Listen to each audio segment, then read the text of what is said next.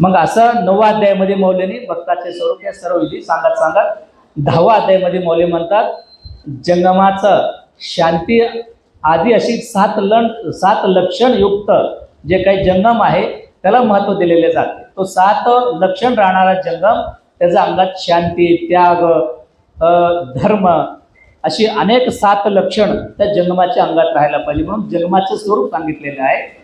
आणि पुढे 11व्या अध्यायामध्ये नाद बिंदू कलातीत म्हणजे काय त्याची स्वरूप मौल्यांनी सांगतात। नाद म्हणजे गुरु आहे, बिंदू म्हणजे लिंग आहे, कला म्हणजे जंगम आहे, असे या तिन्हीची वर्णन करत असताना नाद बिंदू कलातीत असं मौल्यांनी वर्णन केलेले आहे।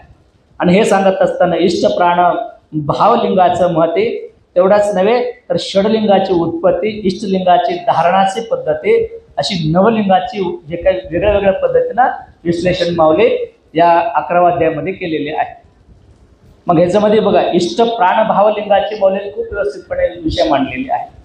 म्हणजे लक्षात घ्या 10-11 अध्याय आले तरी मौल्य वेगळं अजून कुठे गेलेलेच नाही, अष्टावरणामध्येच आहे।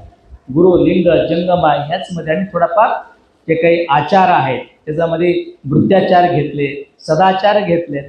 मग ह्या पूर्णपणे तुम्हाला कळावं म्हणून सांगू लागलो थोडक्यामध्ये अशी एकूण